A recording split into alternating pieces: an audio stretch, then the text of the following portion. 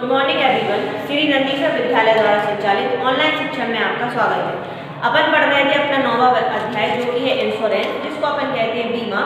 जिसके अंतर्गत अपन ने देखा था कि बीमा क्या होता है, जिसके अंतर्गत कोई भी व्यवसाय है, कोई भी संस्था है जो अपने जोखिमों से बचने के लिए अपने जोखिमों को क्या करती है, अन्य व्यक्तियों को हस्तांतरित कर देती है। यानी कि जैसे उसको लग रहा है कि मेरे माल का चोरी हो जाएगी, दुर्घटना हो जाएगी या कोई आग लग जाएगी, तो इसके लिए वो क्या करता है, उस चीज़ का बीमा करा लेता है।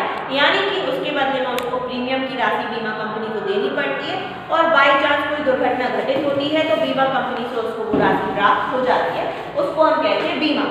अब आज अपन को पढ़ना है कि बीमा के कौन कौन से प्रकार होते हैं।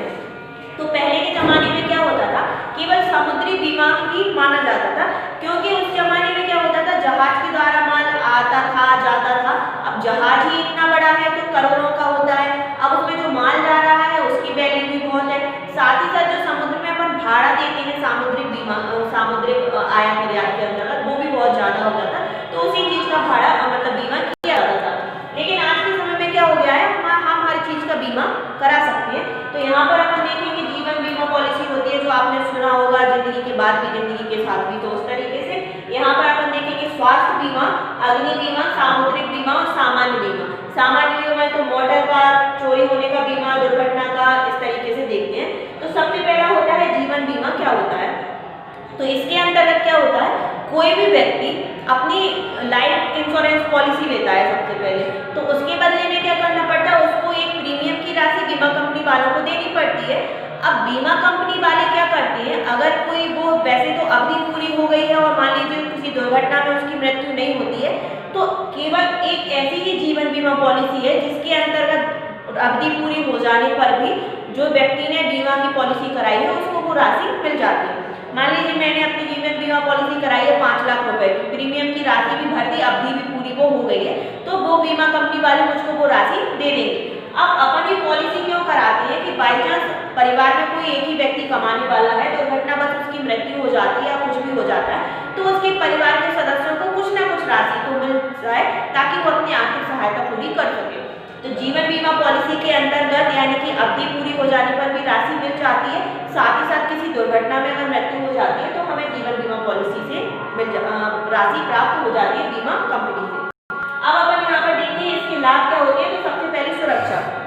कोई भी व्यक्ति है वो बीमा पॉलिसी क्यों कराता है, ताकि उसको सुरक्षा मिल सके। यानी कि मान लीजिए कोई अपनी लाइफ सिक्योर करना चाहता है तो उसको जीवन बीमा पॉलिसी करा दी, इसके बाद आगे आने वाले समय में मान लीजिए कोई दुर्घटनावश मृत्यु हो जाती है तो वो एक सुरक्षित वातावरण महसूस करेगा कि मेरी मृत्यु के बाद कुछ ना कुछ राशि तो मेरे सदस्यों को मिल ही जाएगी। तो सबसे पहला होता है सुरक्षा।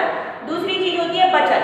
इसके अंतर्गत एक बचत भी कह सकते हैं कि लोग क्या करते हैं, अपनी छोटी छोटी जमा और अपनी बचतों को बीमा कंपनियों को दे देते हैं और उसके बदले में क्या होता है, वही बीमा कंपनी उन राशियों को अन्य उद्योगों में लगा देती है, तो देश का भी विकास होता है और हमारी बचतों का भी इन्वेस्टमेंट हो जाता है। तीसरा होता है आयकर में छूट। अब एक जो जीवन बीमा पॉलिसी है उसमें हमें प्रॉफिट होता है कि जो हम आयकर यानी कि इनकम टैक्स रिटर्न फाइल करते हैं, उस समय अगर हमने कोई पॉलिसी ले रखी है तो हमें इनकम टैक्स में उसमें छूट मिल जाती है। चौथा देखें परिवार को लाभ। तो अभी अपन ने देखा कि जीवन बीमा पॉलिसी के अंतर्गत किसी व्यक्ति की कोई मृत्यु हो जाती है तो उसके आगे आने वाले उसका बेटा हुआ या फिर कोई भी परिवार का मेंबर, उसको आसानी से लाभ मिल जाता है, कुछ ना कुछ राशि उसको बीमा कंपनी से मिल जाती है। अब यहाँ पर देखिए जीवन बीमा पॉलिसी के प्रकार कौन कौन से हैं। तो सबसे पहला है आजीवन जीवन बीमा पॉलिसी। इसके अंतर्गत हमें क्या कराना पड़ता है, एक बीमित व्यक्ति अर्थात वह व्यक्ति जिसको बीमा कराना है वो लाइफ इंश्योरेंस पॉलिसी लेता है, यानी कि जिंदगी भर के लिए बीमा कंपनी से डील करता है और उसको क्या करना पड़ता है, एक राशि प्रीमियम के रूप में बीमा कंपनी को देनी पड़ती है, उसको कहते हैं आजीवन बीमा पॉलिसी। दूसरा देखिए संयुक्त जीवन बीमा पॉलिसी। इसके अंतर्गत क्या करती है, 2 या 2 से अधिक व्यक्ति मिलकर एक जीवन बीमा के अंतर्गत अपनी बीमा कराते हैं। अगर एक व्यक्ति की मृत्यु हो जाती है तो उसका जो दूसरा पार्टनर रहता है उसको वो बीमा की राशि मिल जाती है, उसको कहते हैं संयुक्त जीवन बीमा पॉलिसी। तीसरा होता है सामूहिक जीवन बीमा पॉलिसी।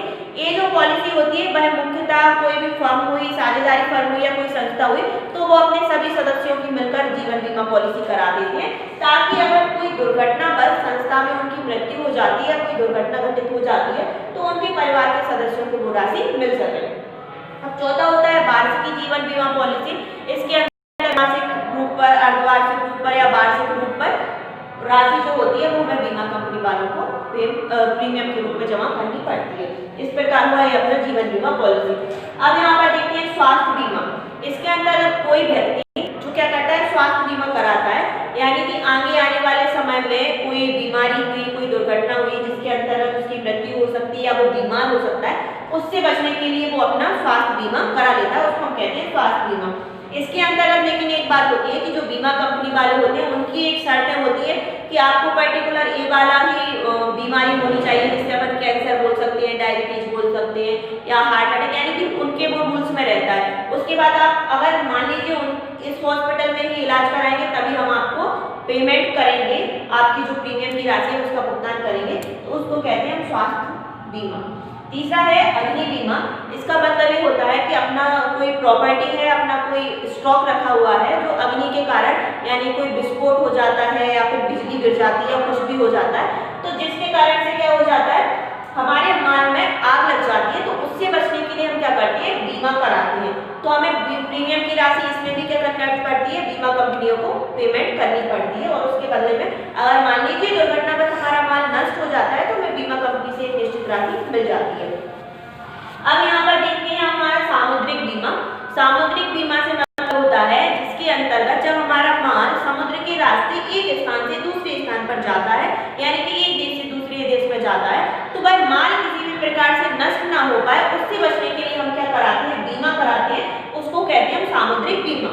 अब जो सामुद्रिक बीमा है वो 3 प्रकार का होता है। एक जहाज का बीमा जो मैंने आपको पहले बताया था, जहाज की जो वैल्यू होती है वो करोड़ों में होती है, इसीलिए हम क्या करते हैं, जहाज के माल का भी बीमा कराते हैं क्योंकि वो भी लाखों में होता है, जहाज का भी बीमा कराते हैं, साथ ही साथ जो इसके अंतर्गत जो भाड़ा दिया जाता है वो भी लाखों में रहता है, इसीलिए उसका भी बीमा करा देते हैं, क्योंकि बाई चांस समुद्र में कोई ऐसा कुछ हलचल हुई या कुछ भी हुआ, तूफान आया जिसके कारण वो जहाज समुद्री माल पूरी तरीके से नष्ट हो गया, उससे बचने के लिए हम जहाज के माल का और भाड़े का बीमा करा देते हैं।